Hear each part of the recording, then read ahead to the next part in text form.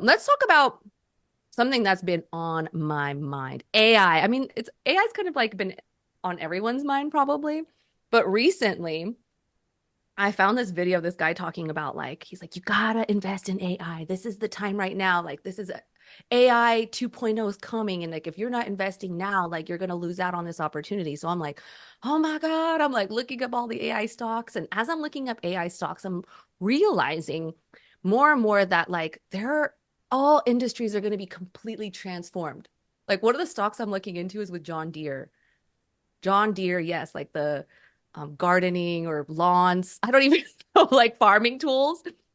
And they have like an AI tractor that's gonna like, do things and we don't need any people like going out as often and doing the manual work. Like there's gonna be all these tools out there, right? So I was just like seeing as I'm looking into all these different stocks, I'm like, every single fucking industry is going to be transformed.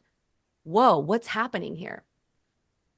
And so what I've started to do some research around this, I found that's like right now is considered the AI renaissance. I'm like, ooh, I like the term renaissance as an artist. All humanity is about to change. Every single industry is going to change. We are on like the precipice of something like we have no idea what it's going to be. We can't fathom what's going to happen. And this could be both like exciting and scary. If you could put in the chat, like who's feeling excited and who's feeling kind of freaked out by what's about to happen? Or who's like, I didn't even know any of this is happening. So all this tech is going to change. And why I think it's really interesting is because, so I found this quote here. It says, we're moving away from an era where technology was the center of everything. AI is bringing us closer to a time when humans, their creativity and ability to think will drive change. So I thought it was really interesting the idea that even though AI is like the future technology, it's saying that we're actually moving away from an era of technology where that was the center of everything. And why that is because so many things are going to be automated. My husband has a team of writers, and instead of having 7 writers, he has 2 writers. They have a social media guy. Now he doesn't need to hire video editors or anything like that. He's doing all of it through AI. Sophie's scared. Sheila's a bit excited. Liz says it's like when the internet first became a thing. Yeah, exactly. They're saying AI is going to be like a million times more crazy than the internet. Like how the internet changed our universe, like AI is going to be beyond that because we're going to have the most intelligent beings that we can't even fathom, like doing everything for us. And so what that means is like it could be freaky, right? Like, oh my gosh, maybe all of our jobs are going to get taken away. I don't know what's going to happen. But if we think about what this means is that we actually are going to have so many things that are going to be automated that it expands our ability to be more creative. What can we do with all this technology? And a lot of people who are already in tech are like used to new tools, right? So it's like, how do we navigate all these tools and actually unlock more of our own intelligence and creativity? And that's what can be really exciting about this time. But I was like, okay, I need to understand the Renaissance more. I always feel like, okay, we need to understand more of history and how, like, historically we've dealt with situations like this and what we can glean from for the future. Liz says AI is slow too. It is slow right now, but it's very shortly going to get very fast. AI learns fast as hell. Like it now is shifting. Everything is changing. If you listen to like, remember Alexa or Siri, like when you talk to her, she'd be like, "Hello, I am Siri," and you'd be like, you don't sound like a real person." Now on ChatGPT, like you could have a conversation, and she sounds like, first of all, sounds ethnic, which I'm like, hell yes, finally. Secondly, she sounds so natural. Like it feels like I'm having a conversation with somebody. And I'm like, oh, wow, a lot of customer service reps are going to be gone and AI is going to be able to respond and be empathetic. And you can have a whole feeling and conversation like that movie, Her, right? You guys probably didn't think the feminine approach to business was going to start with a lot of AI shit, huh? Like, what? Where are we going? Yes, let's take you on an adventure. So, Renaissance. The Renaissance means rebirth in French, which I did not know. And the Renaissance was a time where there was like all these amazing writers and artists and politicians, scientists that all came together. And there was like this big revolution that happened. And one of the things that was a big part of this revolution was the invention of the Gutenberg printing press. So this allowed for more communication. So this type of technology really like enhanced the Renaissance. So this is why it's kind of like AI is also that sort of technology that's going to enhance our ability as human beings to communicate and to create.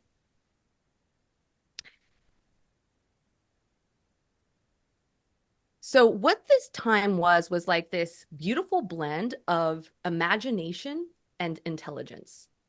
And this is kind of what I see when it's talking about this like moving away from technology being the center. It's more about the human and the human creativity being at the center of things, using AI, using technology. So what that means for me is that in the center of things, the human, being human focused, is our imagination. Our imagination and all the things that we can create. And then around us are all these tools and these capabilities that we can use. Another big thing about this era that I learned about was that there was a big importance of compassion and kindness in leadership. So the Renaissance wasn't just like, let's make art. That's cool. Like, let's just blend all these things and see what happens. Like, this is all great. There was a lot of vision for the Renaissance. So one was to really think about compassion and kindness in leadership, which I think is, pretty important. It's something that's like been something that we've been talking a lot about generally already, but this is going to be really important during this time is having compassionate and kind leaders. And also they had a big vision to make people wise and build magnificent cities. So I watched this School of Life video on the Renaissance. I highly recommend it. I highly recommend School of Life videos. If you guys have never watched it, I recommend. Let me know if you've watched some School of Life videos. I'm kind of obsessed. So this Renaissance video, when they're talking about it, they're saying that you appreciate School of Life. Good. So there's these different periods of time where there's all these artists. There's like a big boom in artistry. And so there's the golden age of Athens. There's like 1960s Andy Warhol. And so like, what is it? Is it just that there's just so many artists in this one place, just like able to, suddenly there's all this talent? And it's not. One of the things that really creates these eras is having a mission. The artists had a mission. So during the Renaissance, they had this mission for people to make people wise and build these beautiful, magnificent cities. And these cities are some of the most beautiful cities still to this day. We can't get any more beautiful than some of these cities like Florence in Italy. So they need to have a mission. So the Renaissance could be described, it says, as a heroic age of advertising. Advertising, art as advertising. What does that mean? Yet the focus was not on selling consumer goods. It was selling beauty, truth, and wisdom. Right? So there's such meaning behind the art, the creativity. This is the vision. Whatever we wish people to love, we first must make beautiful. Okay, so this is a big thing that they talked about, is like they used art as a way to sell the ideas of beauty, truth, compassion, good leadership. They are selling these ideas, but through these beautiful visuals. And so what I'm taking from this is that when we start to be a creative, when I'm a creative, right? I don't see myself as a business person. I see myself as an artist. My business is my art. And my art needs to have vision. Otherwise, it's just like, I just have a business to make money. That has no heart, that has no vision, that has nothing that's going to transcend the ages. That's like, super boring, right? And so what I believe that we need to have now for us to have like to really take advantage of this time of this new wave, this AI, this precipice in our time, is we need to have shared vision. And what created this, this time, this beautiful time in these different eras was all these artists having a shared mission. I think it's so important that, nowadays we feel like every person has to have their own mission. Like, oh, this person has their own mission, they have a vision. But we don't really talk about shared vision outside of like in a typical work environment where there's a CEO that has a vision and then everyone's supposed to kind of follow that vision they think if they're kind of into it. But what I love about artistry is that they're individual contributors, individual people that have a shared vision together. It's a collective. And what I believe is so important for the feminine to be, and we'll talk more about masculine and feminine, but like for the feminine to come into her own during this revolution, during this new time of the Renaissance, is to have other women to share vision with. So I want us to create some vision together. What I believe is the feminine approach to vision is number one, looking at her own experiences, things that she's experienced in her own life that she has been troubled by, things that she's overcoming in herself or she helps other people overcome. What are the biggest challenges she has experienced in life? What is she angry by?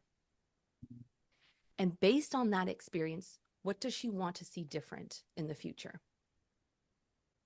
How does she want to see the world differently based on those experiences? And this is called heart vision. What I would like for us to do is just putting it in the chat is I want you to think about these questions.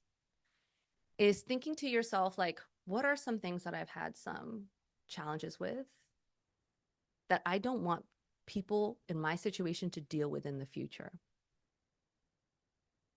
So go ahead and just throw into the chat. You don't have to think so hard about it. You can just think you can either share something that you've had a challenge with or that you're unhappy with or that you get angry by. And anger is welcome. All feelings are welcome here. The feminine approach to business is all feelings are fucking welcome. You don't have to hide anger, fear, sadness. We don't have to just show 10% of what we're feeling for the day and pretend like we don't have feelings, right? So this is part of the feminine approach, is allowing yourself to feel things. Kitty says, feeling inadequate because of your appearance. Yes, I also hate that. What I hate, feeling the pressure to work on a structured 9 to 5 without flexibility. Oh my God, yes. Shared vision is just shared hate. Shared vision is shared anger.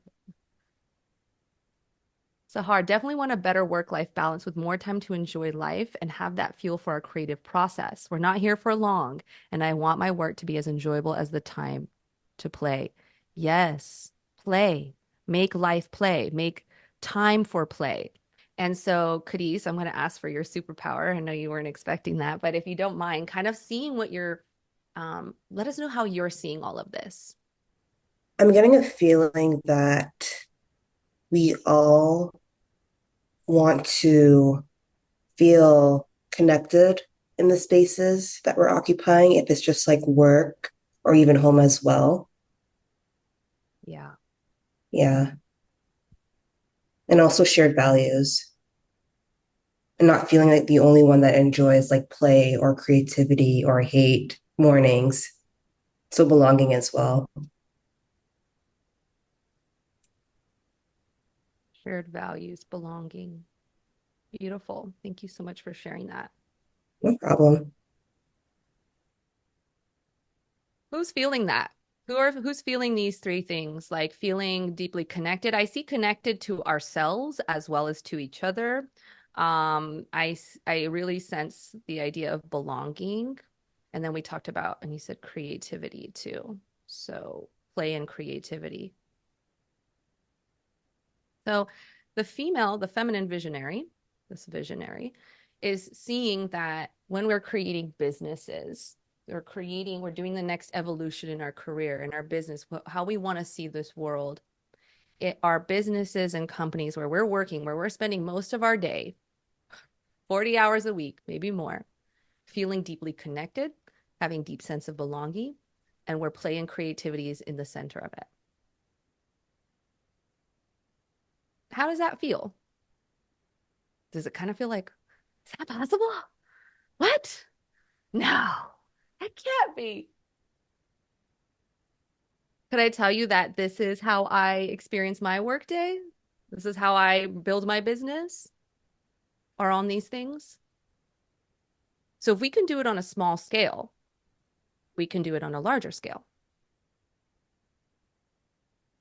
If we have the vision, there's a reason why it's called vision. It's because that shit ain't happening right now, right? If it was a vision, you'd be like watching. It's not a vision. Vision has to feel a little sparkly. Vision has to feel a little like, wouldn't that be fucking great? Vision has to be like, hey, we all want this. We all desire this.